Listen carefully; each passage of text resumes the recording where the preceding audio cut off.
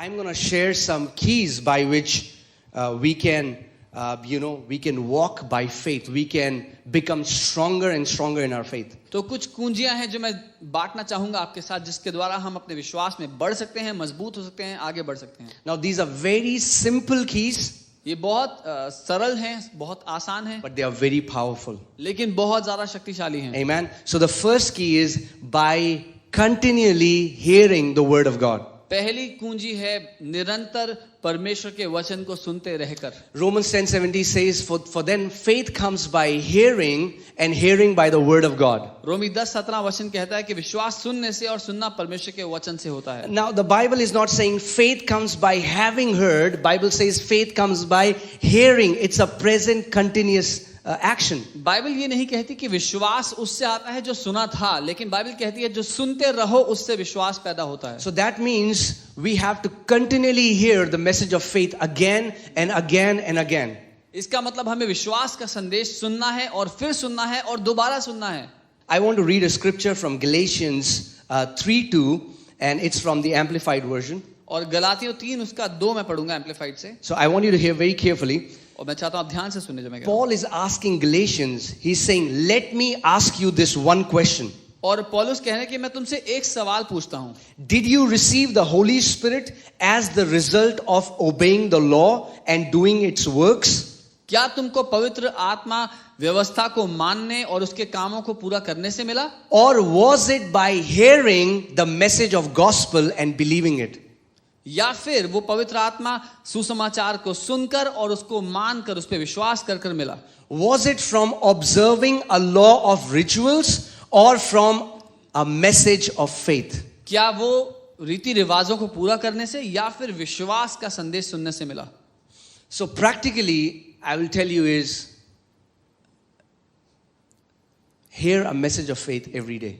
So अगर मैं अपनी जिंदगी में आप क्या कर सकते हैं अपने विश्वास को में बने रहने के लिए, बढ़ने के लिए, तो मैं कहूंगा हर रोज विश्वास का संदेश सुने. It should be essential that we every day at least hear a message of faith, a pure undiluted word of faith. अपनी रोज की दिनचर्या में कम से कम एक संदेश हम विश्वास का सुने ही सुने. It is going to stir up our faith. और ऐसा करने से हमारा विश्वास उजागर होगा. And we will be able to exercise victory. और हम जय में जी पाएंगे. You know, verse 5 says, 5वीं आयत कहती है, I'll read it from New King James Version. It says, therefore, he who supplies the Spirit to you and works miracles among you, does he do it by the works of the law or by the hearing of faith? और 5वीं आयत में से लिखा है, जो तुम्हें आत्मा दान करता और तुम में सामर्थ्य के काम करता है, वह क्या व्यवस्था के कामों से या सुसमाचार पर विश्वास से ऐसा करता है? Okay, English Bible says hearing of faith. So the Bible is saying, and there it's present continuous tense, if we keep hearing the message of faith, we will have a continual supply of the Spirit and miracles will be our lifestyle. और अंग्रेजी Bible में लिखा है विश्वास के सुनते रहने से, अगर हम विश्वास को सुनते रहेंगे तो विश्वास में जीना हमारी रोजमर्रा की जिंदगी होगी. In the Passion Translation it says, the Holy Spirit is poured out upon us through the revelation and power of faith.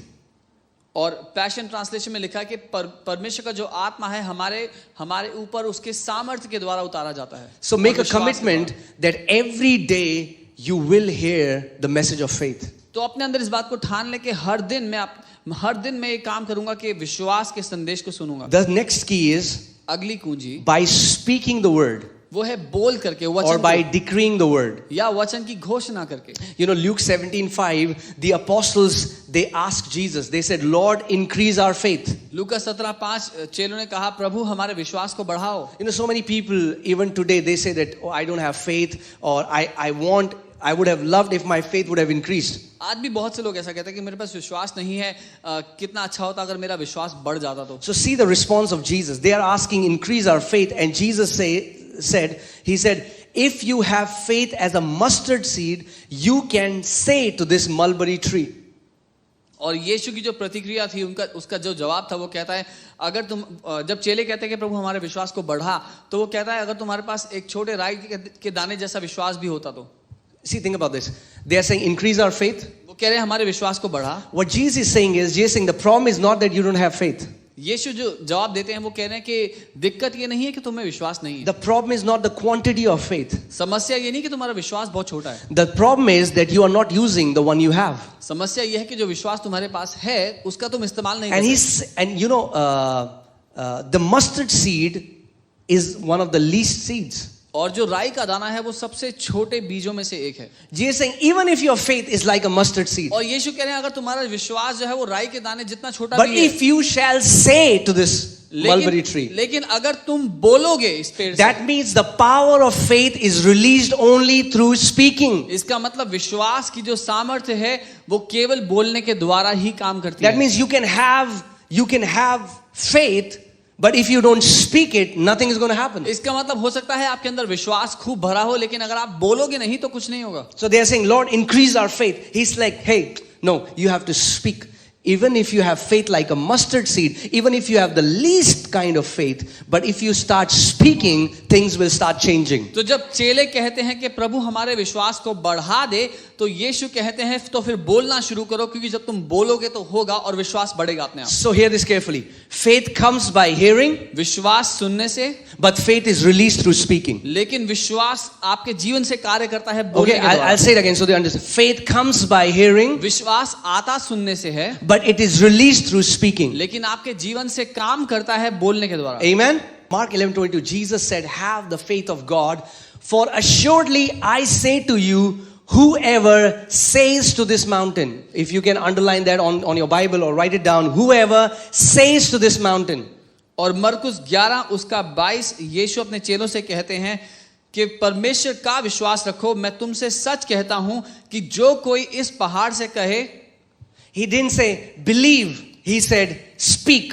उसने ये नहीं कहा कि जो कोई अपने मन में मान ले, उसने कहा जो कोई इस पहाड़ से बोले। You have to speak to the mountain. Then he said, be removed and cast into the sea, and does not doubt in his heart, but believes that those things he says will be done. He will have whatever he says.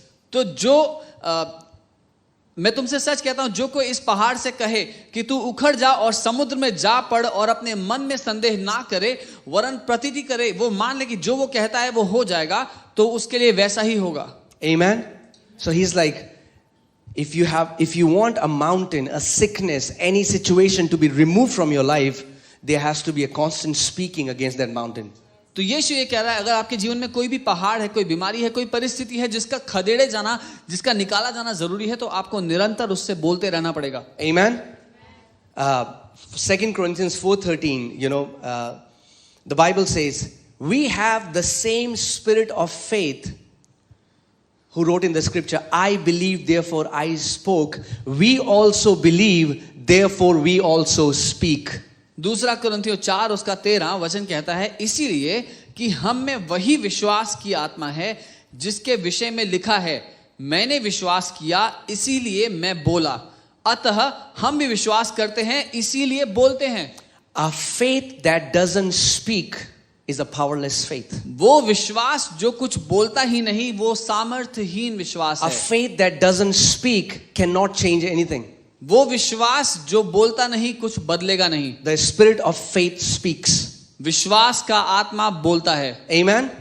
So the first key was hearing. सो पहली कुंजी थी सुनना। And if we are constantly hearing, we will always have the supply from the spirit of faith. और अगर हम निरंतर सुनते रहेंगे तो हमेशा परमेश्वर की आत्मा, वो विश्वास Our heart की will आत्मा always be हमारे stirred में up. काम करेगी, हमारा दिल हमेशा उजागर रहेगा। And then we release that faith through speaking, through और फिर declarations. बोल करके हम उस विश्वास को अपने मुंह से जब कहते हैं, उन बातों को की घोषणा करते हैं। Amen. The third key is we see the word of God. और तीसरी कुंजी है हम वचन को देखते हैं। We can see the word. हम वचन को देख सकते हैं। In the book of Jeremiah, I think it's verse 12. I might be wrong, but I think it's verse 12 where God says, the word of the Lord came unto Jeremiah, and the Lord said, Jeremiah, what do you see? He says, Lord, I see an almond tree, almond branch. God says, you see right, because I watch over my word to perform it. God is speaking, but the prophet is seeing. और यर्मिया की पुस्तक में शायद 12वीं आयत है, परमेश्वर से बात करते हैं और यिर्मयाह लिखता है कि यहोवा का वचन मेरे पास आया और यहोवा ने सवाल किया कि यिर्मयाह तू क्या देखता है, और वो कहता है मैंने बादाम की टहनी देखी, और परमेश्वर कहता है तू सही देखता है क्योंकि मैं अपने वचन को पूरा करने के लिए उसको ध्यान से देखता हूँ. Amen. You know, in the book of Genesis chapter 15, you know, God tells Abraham that, you know, I'm your exceeding great reward and your portion. उत्पत्ति 15 में परमेश्वर अब्राहम से कहता है कि मैं तेरा बड़ा प्रतिफल और तेरा हिस्सा हूँ. God had already told him that I'm going to make you a father of many nations. परमेश्वर ने पहले से उससे वादा किया था कि मैं तुझे देशों का पिता बनाऊंगा. But there was a problem. लेकिन एक दिक्कत थी. The problem was Abraham wasn't able to believe it. दिक्कत थी कि अब्राहम मानने को राजी नहीं था. So I think it's in verses 5, Genesis 15 verses 5, he tells God, God, what will you give me seeing I go childless? और उत्पत्ति 15 उसके शायद 5वीं आयत है जहां अब्राहम परमेश्वर से कहता है कि हे परमेश्वर तू मुझे क्या देगा ये देखते हुए कि मैं निसंतान जा रहा हूं. God had already told Abraham that he is a father of nations, but Abraham was still seeing himself as childless. परमेश्वर ने अब्राहम से कह दिया था कि तू देशों का पिता होगा, लेकिन अब्राहम अभी भी अपने आप को निसंतान देख रहा था. So God knew I have to do something. So I have to change the way he sees. परमेश्वर को यह पता था कि मुझे कुछ करना पड़ेगा कि इसका देखने का नजरिया बदल. So God said, Abraham, come out of your tent. तो परमेश्वर ने अब्राहम से कहा अब्राहम बाहर आ अपने तंबू से बाहर आ. Look at the stars. तारों को देख. Can you count them? क्या तू इन्हें गिन सकता है? So shall your descendants be. ऐसे ही तेरे बच्चे भी होंगे. And the first time Bible says, and Abraham believed. और पहली बार वहां लिखा है बाइबल में कि अब्राहम ने विश्वास किया. Amen. See, it's very important. God says something, but if we are not able to see it, we cannot actually believe it. इसीलिए जान लीजिए ये समझना बहुत जरूरी है कि हो सकता है परमेश्वर ने कुछ कहा हो आपके लिए, लेकिन अगर आप उसको देखेंगे नहीं तो विश्वास नहीं कर पाएंगे उस पे. Amen. The fourth key is by praying in tongues. चौथी कुंजी है अन्य भाषाओं में प्रार्थना करके. Amen. The Bible says in the book of Jude 1:20 that you beloved, you know, you build up yourself on your most holy faith. यहूदा एक उसका 20 वचन कहता है अपने आप को तुम अपने अति पवित्र विश्वास में उठाकर खड़े करो. You know, and that word is the same word from which, you know, when we go to gym we build up, you know, we grow up, and you know the Bible is saying when we pray in the Holy Spirit we are building on our most holy faith. और ये वही शब्द है अपने आप को मजबूत करो, उठाकर खड़ा करो. जैसे जब कोई जिम जाता है और वर्जिश कसरत करके अपने आप को मजबूत बनाता है, वो कहता है अपने आप को अपने इस अति पवित्र विश्वास में प्रबल बनाओ. Okay, I want to ask you a question. Who is most holy? सबसे ज्यादा पवित्र कौन है? Yeah, it's God, it's Jesus, right? परमेश्वर स्वयं है ना. Who has the most holy faith? किसका सबसे पवित्र विश्वास So है? the Bible here is talking about God kind of faith. So that means when we are praying in tongues, we are building up on our most holy faith. We are building on the God kind of faith. Bible यहाँ पर परमेश्वर के विश्वास की बात कर रही है. बाइबल ये कह रही है कि जब हम अन्य भाषाओं में प्रार्थना करते हैं तो हम अपने आप को परमेश्वर के उस विश्वास में मजबूत करते हैं. The fifth key is establish yourself in the righteousness that comes from Christ Jesus. और पांचवी कुंजी है अपने आप को उस धार्मिकता में स्थापित कर लो, अपनी जड़ उस धार्मिकता में पकड़ लो जो यीशु मसीह में हमें मिलती है. Because faith cannot flow from a heart that is condemned. क्योंकि विश्वास एक ऐसे हृदय से बह नहीं सकता जो दोष के द्वारा दबा हुआ. And the enemy will again try to condemn you, you know. You missed somewhere, you did something, and the enemy will say, hey, yeah, you are not worthy for this. और दुश्मन बार-बार आपके दिल पर दोष लाना चाहेगा, वो कहना चाहेगा कि तू योग्य नहीं है, तूने ये गलती की थी इसलिए तू योग्य नहीं है. But again and again we bring ourselves back to that place that we are righteous because we believe in Jesus. लेकिन बार-बार हम अपने आप को उस स्थान में, उस बेटे के स्थान में लाकर खड़ा कर देते हैं क्योंकि मैं यीशु पे विश्वास करता हूं, इसीलिए मैं धर्मी ठहरा जा चुका हूं. You know, I love this scripture in Isaiah 54:14. यशायाह 54 उसका 14 मुझे बहुत प्यार है इस आयत से. It says, in righteousness you shall be established. और ये वचन कहता है कि धार्मिकता में तू स्थापित किया जाएगा. Okay, and then what will happen when we establish ourselves in the righteousness? और फिर क्या होगा आपका जब आप धार्मिकता में स्थापित हो जाएंगे तो? When we establish ourselves in the righteousness, not our righteousness, but His righteousness. लेकिन बाइबल कहती है जब हम अपने आप को धार्मिकता में स्थापित करते हैं, हमारी खुद की, हमारे कामों की धार्मिकता नहीं, परमेश्वर की ओर से दी गई धार्मिकता में. Bible says we shall be far from oppression. Bible कहती है हम हर एक सताव से कोसों दूर होंगे. Why shall we be far from oppression? Now hear this very carefully. क्यों हम हर एक सताव से दूर होंगे? For you shall not fear. क्योंकि तुझ में कोई डर ना होगा। Sixth key is by glorifying or magnifying God. छठी कुंजी है परमेश्वर की महिमा करके, By glorifying and magnifying God. परमेश्वर की महिमा करके और उसको बड़ा बना करके। I love अपने this जीवन में। scripture, Romans 4:20. It talks about Abraham. रोमी 4 उसका 20 बहुत अच्छी आयत है, इस अब्राहम की बात करता है। And the Bible says he did not waver from his promise through unbelief, और वो बात करता है कि वो परमेश्वर ने जो वायदे दिए थे उससे भटका नहीं अविश्वास के द्वारा, but was strengthened in faith. लेकिन वो विश्वास में दृढ़ हुआ, So that मजबूत means हुआ। if Abraham was strengthened in faith, we can be strengthened in faith. इसका अर्थ ये है अगर अब्राहम विश्वास में मजबूत हो सकता है तो हम भी हो सकते हैं। But was strengthened in faith, giving glory to God. और वो विश्वास में मजबूत हुआ परमेश्वर की महिमा करते हुए। And in the root word, it means doxa. It also means that he magnified God. और जो मूल भाषा है उसका अर्थ है परमेश्वर को बड़ा बना करके अपने जीवन So में। my question to you is, what are you magnifying in your life? तो मेरा सवाल आपसे ये है, आपकी जिंदगी में आप किस बात को बड़ा बना रहे हो? You know, these spies in Numbers 13, you know, they go to spy the land of Canaan. They magnified those giants. गिनती 13 में कुछ जासूसों को भेजा गया इजराइल के देश को देखने के लिए, और उन्होंने वापस आकर के जो दानव वहां रहते थे उनको बहुत बड़ा बना दिया। And they magnified them to that level that they said that we were like grasshoppers in their sight. और इतना बड़ा बना दिया कि कहा कि उनकी दृष्टि में हम तो टिड्डियों जैसे हैं। And they came back, and the Bible says they came back with an evil report. और बाइबल कहती है जब वो वापस आए तो एक दुष्ट खबर लेकर के आए। That means whenever we magnify anything that is against God, God considers it as an evil report. इसका मतलब जब हम किसी भी बात को परमेश्वर से ऊंचा, परमेश्वर से बड़ा बनाना चाहते हैं तो वो एक दुष्ट खबर है। Amen.